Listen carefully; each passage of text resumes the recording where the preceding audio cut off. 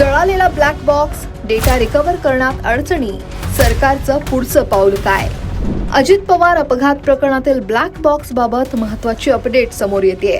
कोणत्याही विमान अपघातात ब्लॅक बॉक्स हा तपासासाठी अत्यंत महत्त्वाचा पुरावा मानला जातो. अजित पवारांच्या विमान अपघातानंतर तपास यंत्रणांनी तातडीनं या ब्लॅक बॉक्सचा शोध सुरू केला आणि तो अपघातानंतर लगेचच सापडलाही. खरं तर ब्लॅक बॉक्स हा नारंगी रंगाचा एक मजबूत डबा असतो, जो स्फोट, आग किंवा पाण्याखालीही सुरक्षित राहतो.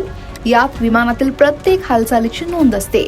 यात फ्लाइट डेटा रेकॉर्डर असतो, जो विमानाची उंची, वेग, इंजिनची स्थिती यांसारखी तांत्रिक माहिती साठवतो. तसंच कॉकपिट व्हॉइस रेकॉर्डर असतो, जो वैमानिकांमधला संवाद, एअर ट्रॅफिक कंट्रोलशी झालेलं संभाषण आणि इतर आवाज रेकॉर्ड करतो. यामुळे अपघातामागचं नेमकं कारण शोधायला मदत होते. अजित पवारांच्या या अपघाताच्या तपासासाठी हा ब्लॅक बॉक्स दिल्लीला तपासणीसाठी पाठवण्यात आला.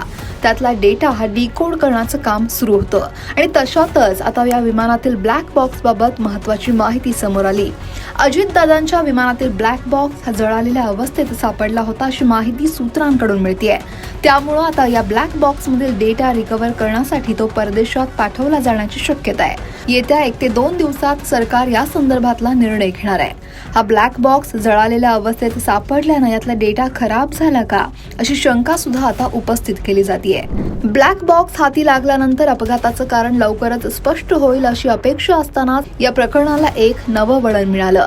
अजित पवारांचे पुतणे आणि युवा नेते रोहित पवार यांनी अजितदादांचा मृत्यू अपघाती नसून तो घातपात असण्याची शक्यता व्यक्त केली आहे. त्यांनी सरकारी तपास यंत्रणांवर अविश्वास दाखवत खासगी गुप्तहेर संस्थांकडून या प्रकरणाची सखोल चौकशी करण्याची घोषणाही केली. गेल्या आठवड्यात त्यांनी दिल्लीत 2 खासगी तपास संस्थांच्या प्रतिनिधींची भेट घेतल्याचंही समोर आलं. रोहित पवार यांनी वैमानिकाच्या भूमिकेवरही गंभीर प्रश्न उपस्थित केले. वैमानिक दारू पीत होते का? ते मानसिक तणावात होते का? किंवा त्यांच्यावर पैशासाठी काही दबाव होता का? अशा अनेक प्रश्नांची चौकशी करण्याची मागणी त्यांनी केली. विमानातील शेवटच्या 1 मिनिटाचा डेटा गायब झाल्याचा आरोपही रोहित पवारांनी केला. ब्लॅक बॉक्समधील डेटा तपासणी, फॉरेन्सिक अहवाल आणि रोहित पवारांच्या खासगी चौकशीमुळे आता अजित पवारांच्या अपघाताभोवतीचं गूढ आणखी वाढलंय.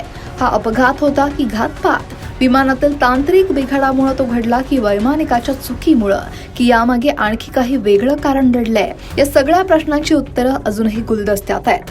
महाराष्ट्राची जनता आणि अजित पवारांचे समर्थक, कार्यकर्ते या सत्यतेच्या प्रतीक्षेत आहेत.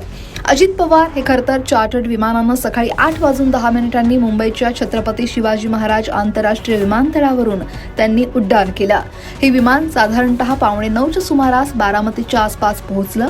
हे विमान बारामती विमानतळाच्या रनवेवर उतरण्यापूर्वी बाजूच्या शेतात जाऊन कोसळलं आणि खाली कोसळल्यानंतर या विमानाचा स्फोट झाला. यामध्ये अजित पवार यांच्यासह विमानातील 5 जणांचा जागीच मृत्यू झाला होता. या अपघातासंदर्भातले सीसीटीव्ही सुद्धा काही नंतर समोर आले.